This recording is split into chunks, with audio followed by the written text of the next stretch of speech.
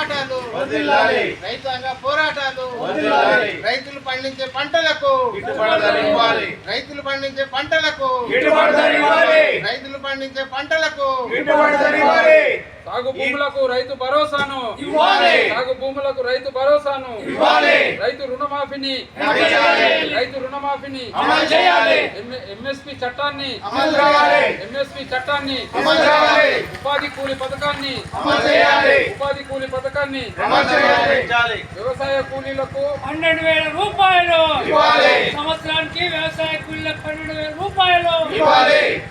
ఈ నెల 9న జరిగే కలెక్టర్ ఆఫీస్ ముందు ధర్నాను విజయవంతం చేయండి. ఈ నెల 9 తారీఖున నిజామాబాద్ లో జరిగే కలెక్టర్ ఆఫీస్ ముందు ధర్నాను విజయవంతం చేయండి.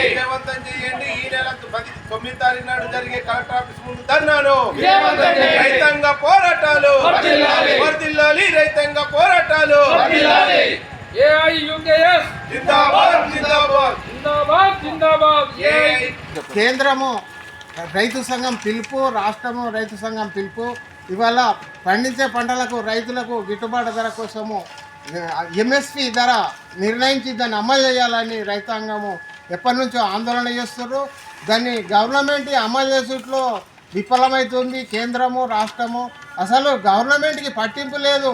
వాళ్ళకు పదవులు ప్రజలతో ఎన్నుకోబడే ముఖ్యమున్నది, కానీ ప్రజలు కష్టపడుతున్నవా అనేది దానికి నిర్ణయం లేదు.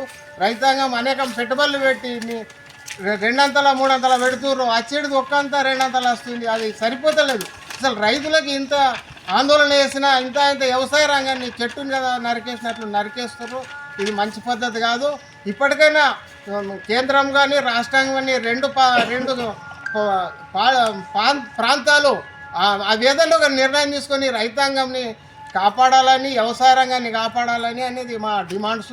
ఇవాళ అసంఘటిత కార్మిక రంగం పెరిగిపోతుంది. గిట్టుబాటు ధరలు లేక పేదవాళ్ళకు అసలు కూలీలు లేక ఉపాధి పని కూడా సరిగా నడుస్తలేదు. ఆ ఉపాధికి కూడా ఒక 100 రోజులు ఇస్తారు, ఏమూలో సరిపోతలేదు.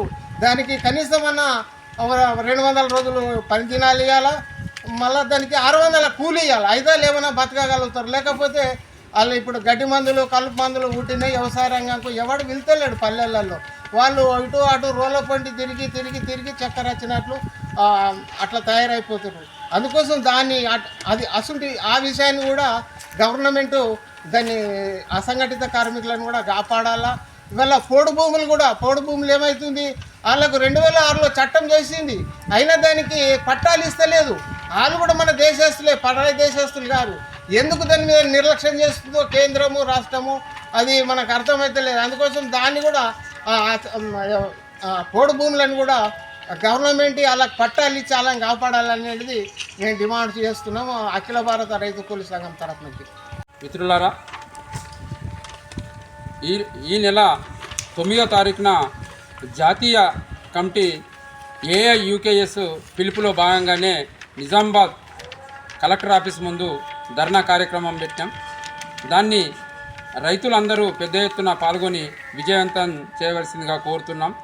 ముఖ్య అంశాలు: ఈ రాష్ట్ర కేంద్ర ప్రభుత్వాలు రైతు వ్యతిరేక చట్టాలను తీసుకొచ్చి రైతులను వారు పండించిన పంటకు గిట్టుబాటు ధర ఇవ్వకపోవడం, పైగా వారికి వ్యతిరేకమైన చట్టాలు తీసుకొచ్చి ఆ 3 నల్ల చట్టాలను ఒక దిక్కు రైతులు వ్యతిరేకిస్తున్నా వాటిని కాలరాసే విధంగా వారి ఉద్యమాన్ని అణిచివేసే విధంగా పోలీసుల నిర్బంధాలు చేసి ఎన్నో రకాలు చేస్తున్నాయి.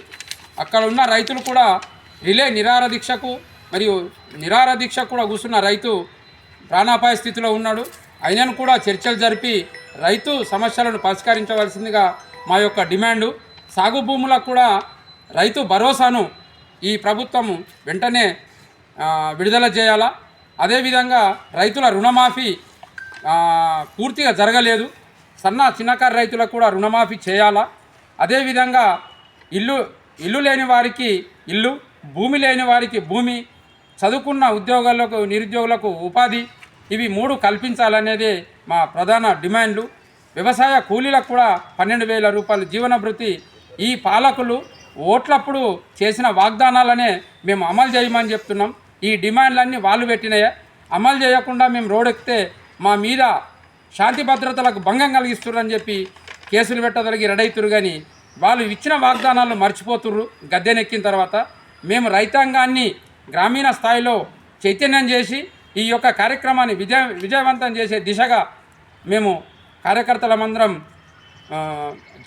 చైతన్యం చేస్తున్నాం. కాబట్టి రేపు జరగబోయే జనవరి 9వ తారీఖున జరగబోయే కలెక్టర్ ఆఫీస్ ముందు ఇది జాతీయ కమిటీ పిలుపు. కాబట్టి మా పార్టీ ఎక్కడైతున్నాయో అక్కడ ఈ కార్యక్రమాలు జరుగుతాయి. ఈ రైతాంగాన్ని చైతన్యవంతం చేసి మీ యొక్క రైతాంగ వ్యతిరేక చట్టాలను మీ మెడలు వంచే విధంగా ఈ ఉద్యమాలు ఉంటాయని చెప్పేసి నేను కోరుతూ ఈ అవకాశం ఇచ్చిన మీ అందరికీ విప్లవ అభినందనలు తెలియజేస్తూ ముగిస్తాను.